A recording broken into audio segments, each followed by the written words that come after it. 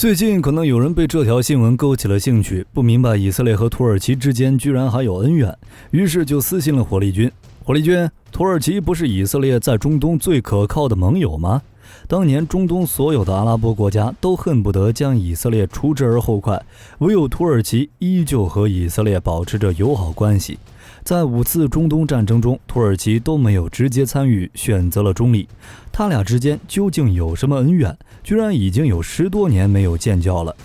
因此，火力军便制作了这期视频，希望能帮到那些不知道的朋友。对于土耳其和以色列的恩怨，稍微知道一些的朋友应该第一反应是2010年的蓝色马尔马拉事件和2018年美国签管耶路撒冷事件。但这2件事火力军打算稍后再讲，我们先弄明白两国的矛盾点在哪儿，才能更好理解两国之间的恩怨。那么跟着火力军思路一起来吧。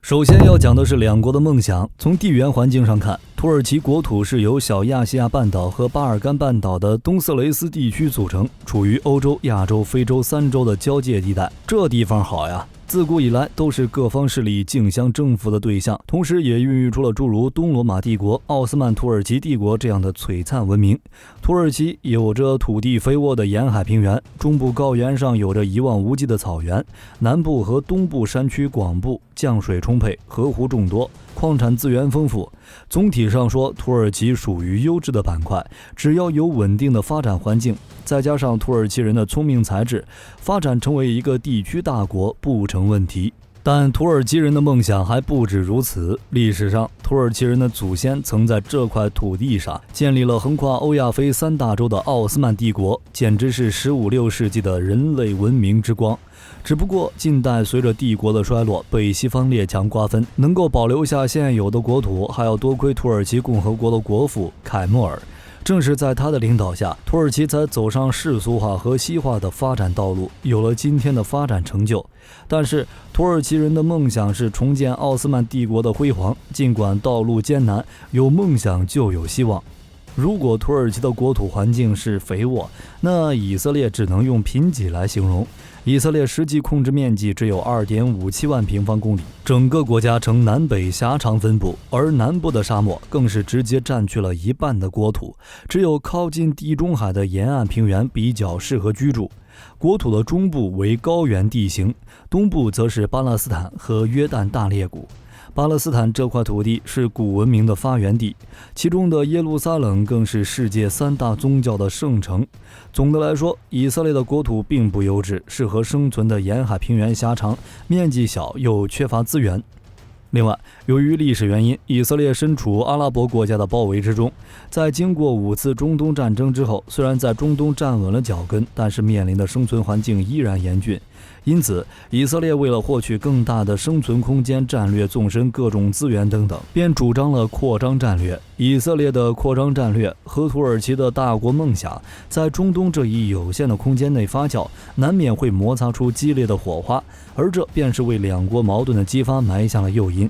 现在我们明白了诱因，接下来看看两国为实现梦想都选择哪个方向实施扩张。就以色列已有的国土来看，他要是想继续扩张，除了占领巴勒斯坦人的领土外，也只能向南北2个方向扩张。不全部占领巴勒斯坦领土，是因为以色列之前就占得足够多了。之前阿拉伯人为了回到被以色列占领的家园，便持续进行了示威游行，再加上2018年美签管事件间接酿成3000巴勒斯坦人伤亡的惨剧，以色列想要继续侵占巴勒斯坦地盘已经不可能了。而东部另一部分是约旦大裂谷，天然的分界线，容易使国土割裂成2部分，不利于国家统一和管理。于是以色列放弃了向东扩张的想法。以色列南部地区是埃及的西奈半岛，面积有 6.1万平方公里。西奈半岛虽然沙漠广布，但是它是亚洲和非洲的交界地带，又靠近苏伊士运河，战略地位非常重要。因此在第3次中东战争期间，以色列便占领了这里，并在岛上构筑了巴列夫防线。以色列构建巴列夫防线的设计理念是依托苏伊士运河，在苏伊士运河的东岸构筑一道沙堤，令其与陡峭的河岸组成一道高25米的防线，最高处甚至能达到60米，并且以色列还沿线构造了20多个永久工事群，每个工事群都由碉堡、地下掩体、火力点、雷区、铁丝网还有机动兵力构成。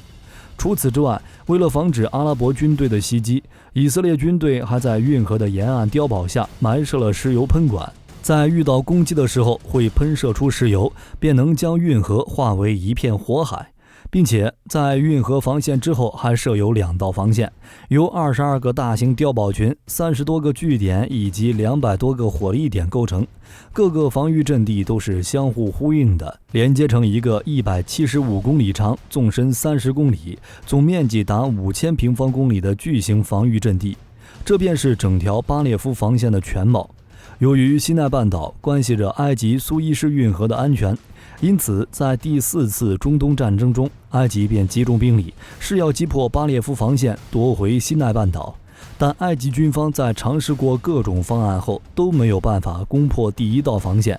沙子具有流动性，不管是炸药爆破还是用推土机进行清理，都不能快速地打开一条通道。这在瞬息万变的战场环境上面是十分致命的。后来埃及一个工程兵说，我们可以使用高压水枪将沙堤冲开，基本上1立方米的水只需几秒钟便能将1立方米的沙子冲开，要是多支高压水枪一起使用，很快便能将沙堤攻破。埃及军方最后采纳了这个建议，并迅速部署了450台高压水泵。到了1973年10月，埃及军队发起了突袭，几个小时便用高压水泵冲出了60多条通道，没用24小时便将巴列夫防线击破，解放了西奈半岛。是不是很不可思议？炸药都不怕的巴列夫防线，最后居然是被水泵冲垮的。伴随巴列夫防线被摧毁，以军在西奈半岛上部署的9个装甲旅也遭受了重创，全国弹药储备也告急，以色列面临着覆灭的危险。在危急时刻，美国启动了5分钱救援行动，给以色列送去了非常多的武器弹药，以色列这才得以将战局稳住，最终与埃及达成和平协议，逐步退出了西奈半岛。所以以色列也不会选择南部实施扩张战略。以色列北部主要跟黎巴嫩和叙利亚接壤，黎巴嫩从建国后各种宗教矛盾不断，整个国家大部分时间都在打内战。对于这样一个内乱不断的地方，以色列自然是瞧不上的，反而是由于巴勒斯坦解放组织通过黎巴嫩向以色列发动袭击，令以色列2度出兵占领了黎巴嫩南部地区。巴勒斯坦解放组织被驱逐以后，黎巴嫩真主党对以色列发动了一系列的袭击。鉴于真主党的不断袭扰和联合国维和地区和平的决议，以色列最终选择撤出了黎巴嫩南部。那么以色列最终实施扩张战略的地方就只剩下叙利亚了。事实也正是如此，由于叙利亚的戈兰高地对以色列具有重要的战略地位，担心叙利亚通过切断约旦河水制裁以色列，以色列便在第3次中东战争期间占领了戈兰高地2/3的领土，至今都没有归还。所以以色列真正的扩张方向便是叙利亚，而土耳其在方向选择上则比以色列简单得多。土耳其向欧洲方向扩展基本没有什么希望，所以它只能向亚洲板块扩张。土耳其东北部由于受到高加索山脉的阻挡，扩张受限，东部地区又有中东强国伊朗把守，短期内很难看到希望。所以南部政权实力相对弱小的叙利亚和伊拉克变成了土耳其最理想的扩张地区。现在有了诱因，有了方向，两国便开始为实现梦想付诸行动。随着土耳其确定扩张战略目标后，土耳其便开始重视与中东阿拉伯国家的关系，因此就逐渐与以色列疏远了关系。尤其在埃尔多安上台后，土耳其刻意加强与阿拉伯国家的关系，而与以色列保持距离。比如在2008年，以色列在加沙地区采取驻签行动时，土耳其表示了明确反对。为此，时任土耳其总理的埃尔多安在达沃斯经济论坛上与以色列总统佩雷斯展开激烈争论，最后愤然离席。以示对以色列在加沙地区行动的不满。该视频当时在网络上广泛流传，埃尔多安也因此一举成名，成为在中东世界广受欢迎的领导人。可即便如此，两国的贸易往来也未受到影响，政治立场上的些许摩擦没有蔓延到经贸关系和民间交流层面上。此时两国仍处于和睦相处的状态，但由于以色列和土耳其都有着领土扩张的意愿，还都是朝着叙利亚方向发展，因此两国难免为了争夺发展空间而发生激烈对抗。他们的和睦状态也是在2010年的5月31日发生了彻底的改变，转折点便是蓝色马尔马拉事件。土耳其为了牵制以色列，便支持了巴勒斯坦的哈马斯武装组织。2010年5月31日，以色列怀疑土耳其蓝色马尔马拉号为首的救援船队向加沙运送军事物资，以色列军队便强行登船并扣押了该船，造成9人丧生。事发后，土耳其政府向以色列表达了严重抗议，要求以色列公开道歉赔偿，并提出了多点要求。以色列政府则并没有接受这些条件，于是土耳其政府撤回了驻以色列的大使，两国的外交关系降至二密级别。同样的操作，以色列多年以来也在支持库尔德武装，而库尔德武装则是土耳其的心病。土耳其担心库尔德武装做大以后会威胁到自身的政权，造成国家分裂，所以土耳其对库尔德武装一直采取的都是高压打击政策。比如2018年，土耳其发动了橄榄枝行动，出兵对叙利亚阿夫林边境地区的库尔德武装进行军事打击，这样一方面遏制了以色列支持的库尔德武装力量，另一方面也为自己的扩张战略梦想做了提前布局。而以色列的布局手段大同小异，以色列频繁发动在叙利亚的空袭行动，空袭的对象既有叙利亚政府军设施，也有伊朗在叙利亚的军事目标，这样便于隐藏自己扩张战略的目的。